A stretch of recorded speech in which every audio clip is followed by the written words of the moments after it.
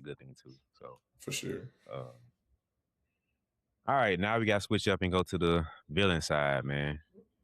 Let's go all for one. Uh,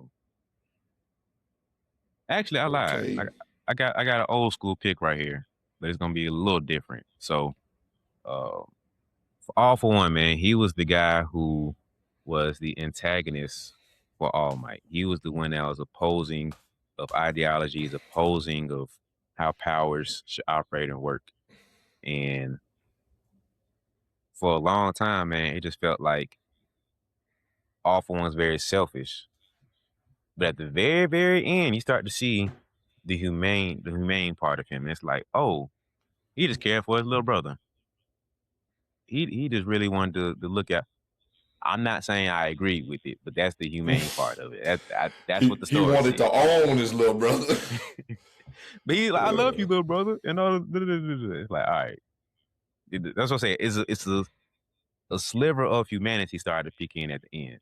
So uh, Yeah. ownership was the whole idea the whole time. But like, I love you, little brother. I say he had a warped view of what love actually was. Kind of get both sides of it, and so. But yeah, man, he was the antagonist of ideas of how the quirk should be wielded and how everybody should operate, and it was all a ploy to kind of get to his end goal. So I got Kobe being Bryant as being All for One. When you have the Okay. idea of opposing views of how the game of basketball should be done, we have All for One, Kobe Bryant. Catch it off the rim, and when you catch it off the rim, give it back to me. All right. I don't trust your work ethic. I don't trust you being powerful enough to do the right thing, make the right decisions. So just let me make all the decisions for y'all. I make all decisions for this one team. LeBron's the exact opposite. It's like, hey man, I trust you to go ahead and do your thing. I'm getting a rebound for us. I'm getting a shot for us. I'm getting this pass for us. I'm making this move for the Cleveland Cavaliers. I'm making this for the Miami Heat, for the Los Angeles Lakers. That's how LeBron operates. Kobe has the similar ideology of like, I want this to be great for the game of basketball too, but I'm the one that's gonna do this work because I don't trust y'all to do y'all thing. I don't see y'all in the gym. I don't see y'all training. I don't see y'all putting in work. So they kind of had a butting of heads, not for real, because they never saw them really match up like that, but just the butting of heads of ideology of how we saw them operate and work. And once I start rolling with the rest of the guys we got going, you'll see where I'm cooking with for real with the rest of this, man. But I got Kobe being All for One. Yeah, bro. You was cooking with that one. I like that, especially with LeBron really being the inverse of Kobe, because that's real. Yep. Like Kobe said, man, y'all boys don't work as hard as me. This is like, give me the ball. I trust myself. Bron, like, man, I trust y'all boys, man. I gave Kyle Korver, man, I trust him to make that shot. He just missed it. We live with that. They are complete opposites, especially when it comes to them crunch time decisions, boy. You cooking with that one. I like that. See, if we would have, see, this is my fault. I should have asked beforehand. Like, are we going to throw in retired players or are we going all current? But I just assumed we was going all current. But You gotta think how that's we a did great pick Naruto up. though. It was like whoever you thought was the best fit.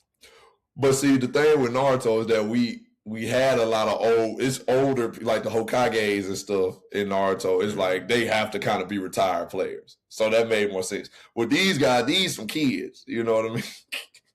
I mean, All for One is older, so it makes sense for him to be a guy like that. But that's kind of where I was at with it, because I'm like, all these guys are older. I mean, younger in the show. So I didn't want to put retired players right here. The only person, like Gran Torino, makes perfect sense to be a retired player. And then this one also kind of makes sense. All for One is like super old in the show. So that makes sense. But no, this is great though, man. It's a great comp.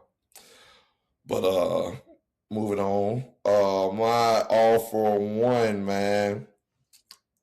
I went Nikola Jokic. It's All for One. Okay. And I said Jokic because he has no weaknesses. He got many powers, many superpowers: scoring, post moves, footwork, passing, IQ, vision. He can shoot the ball. He can dribble it up the court. He ain't got no weaknesses. He got a bunch of powers. He got plenty of superpowers. and everybody got to beat him. I know what we're saying about OKC and everything right now because the dominance that they've shown and stuff like that. But when Jokic was MVP every year, people was building teams, including OKC. People was building teams to beat Jokic because they knew they was gonna need bigs. Everybody started trying to get bigs because like Nikola Jokic is out there. We got to be able to throw bodies at him, almost like Shaq. We need size, we need strength, and it's because the Lakers beat him that way in 2020. They had Dwight Howard, JaVale McGee, Marcus Morris, Anthony Davis. They had bigs to throw at him, and then without the bigs that they had, the very next year the Nuggets won the championship because nobody could really get in front because nobody could stop him like that. But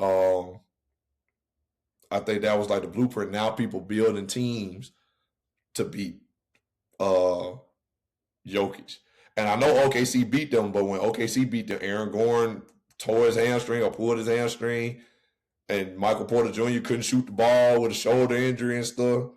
Team was, they was hurting, and they still went to 7 games, I think. Yeah, they went to 7 games. So people want to beat Jokic. There's no ifs, ands, or buts about it. They have to build a team to beat him. Same way they had to build a team for All For One. And he's super smart. Like, it feels like he's thinking all the time. He knows what's going to happen. He has a plan. But it also seems like he don't really care about none of this. What does All For One really care about?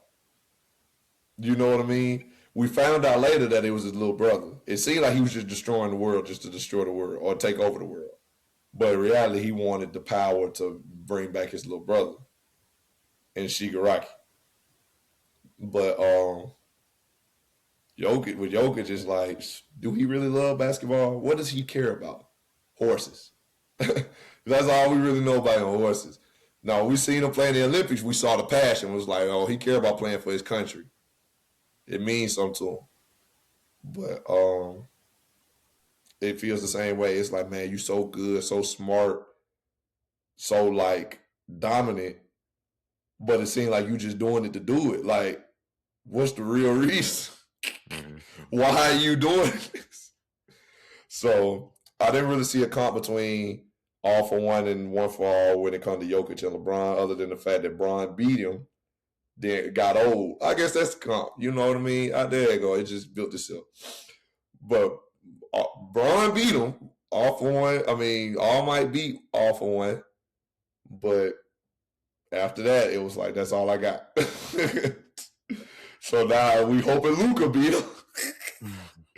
It's like, it's on Luka now. All For One is coming. Hey, that last little piece kicked it up a notch, man. Yeah, it's on Luka now. Midoriya, you got the power to beat All For One. Yeah. Yep. So that's where I'm at with it, man. I really like that comp though, man, because just the Jokic got everything, just like All For One got some everything. So those are good, man. Those are 2 good comps. Yeah, man. Yeah. And I think about that with Kobe too, because Kobe has, like, when you think about the ultimate offensive weapon, that's a piece of that is Kobe. Because, like, what does he not have in his game? Nothing. It might not be the best, but it's like he got it. You can't knock him. You know, like some of All For One's quirks were not the OG of it, so he probably can't wield as best as, because it took him a while to learn the warp one. He couldn't do it as well because the quirk he had wasn't as good as the other guy. So it's like, man, my quirk might not be as best as this guy. I'm not as great as a shooter as Curry. I'm not as great as a defender as Pippen. I'm not as great as a post as Jordan or Hakeem, but I'm good enough. And all these powers I got come together for my offensive game to make me one of the best offensive weapons the NBA's ever seen. So I ain't think about that, but like, yeah, Kobe had that too, man. So that's a good one, man. Like, yeah, we cooking with this one, man. Yeah, man. We're gonna let people decide. We're gonna see. I like both of them though, for sure. I like your thoughts too. Yeah. I think that's up there with the Ben Simmons Tatum one. Like the last few, I think the last three we did. Like Gran Torino was tough. All for One was tough. Raise the Head was tough. So All for One. So the last couple we did is I like that it's different and it's very strong cases for each side. So depending on which For one sure. narrative you kind of want to go with, will make it stick harder for that person. So, dang, it's good, man.